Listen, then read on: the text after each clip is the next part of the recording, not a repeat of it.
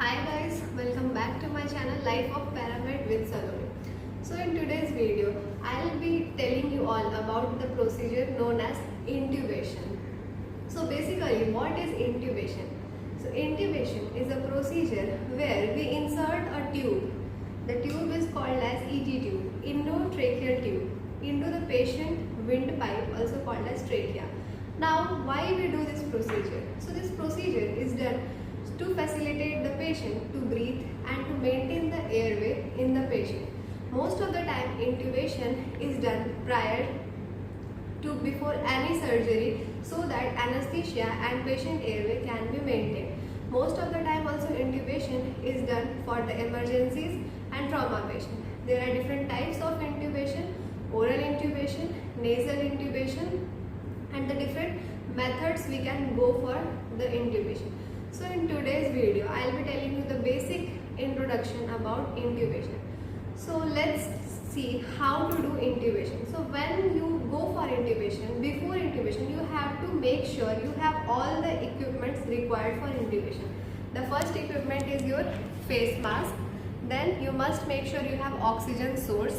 Then you should have ET tube. The ET tube you should make sure you have one size less and one size more ET tube available. Syringe for the inflation of cough. Then you require your laryngoscope. You should make sure you have blades of proper size.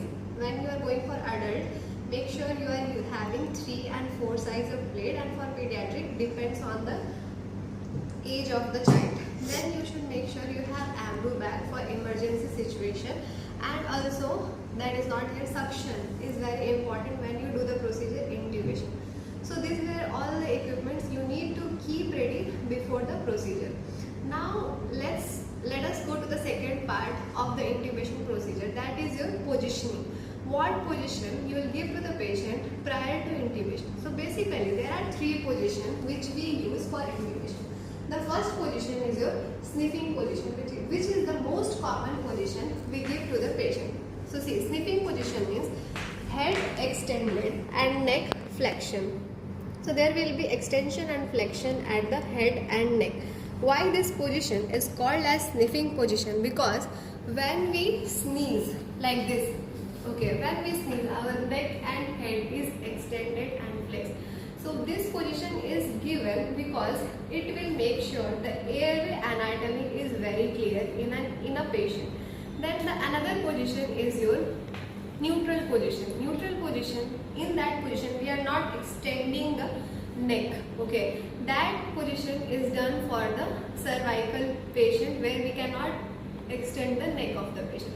Then the third position is your ramp position. This position is used for the obese patient where we make sure the head is leveled, the head is leveled and the ear is matching the sternum notch, okay. So this position is done for obese patient. So now the positioning of the patient is done. So once the positioning is done, what we have to do is, the very important thing before intubation is your pre-oxygenation. So how you will pre-oxygenate? So you have to use the face mask and connect this face mask with the oxygen source, and you have to pre-oxygenate the patient for 3 to 4 minutes, okay. So why pre-oxygenation is done prior to intubation? Because we have to make sure the patient should have enough oxygen to breathe when we are intubating the patient, because during intubation the patient is not breathing at their own. It is also done to increase the functional residual capacity in the lungs in the patient. Now once you have completely oxygenated the patient for 3 to 4 minutes, the next step is your anesthesia drugs and muscle relaxant you can give to the patient. Now once the drugs is given, what you have to do, you have to take your laryngoscope, okay, hold it with the left hand and you have to go for the procedure, okay. So you have to hold the laryngoscope with left hand and tilt the tongue of the patient towards the left side, and you have to see for the epiglottis. See, once you see, this is your epiglottis. Now once you see the epiglottis, you have to lift the laryngoscope, okay. You can see the position of my hand. you have to lift the laryngoscope. Now once you lift the epiglottis with the help of laryngoscope, you have to take the ET tube and you have to see for your vocal cords. Vocal cords. So once your vocal cords are visible, you can see the patient vocal cords are visible. Okay. More down. Yeah. So now I'll have to insert lubricated ET tube inside the vocal cord. Okay.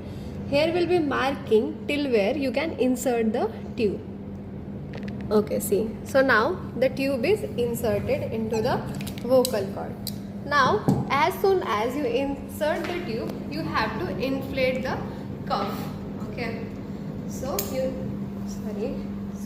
the cuff is inflated, you can see. Now you have to check and confirm your tube. See, you can see the proper chest rise in a patient.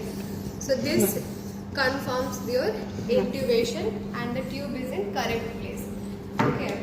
Then you have to connect the ET tube to the ventilator and provide the oxygen and air as required. Another few things which you can confirm your intubation is your capnography and auscultation with the help of stethoscope. So this completes your intubation procedure. So this is how intubation is done in a patient. If you have any doubts, please ask in the comment section. Thank you so much guys for listening. Bye bye.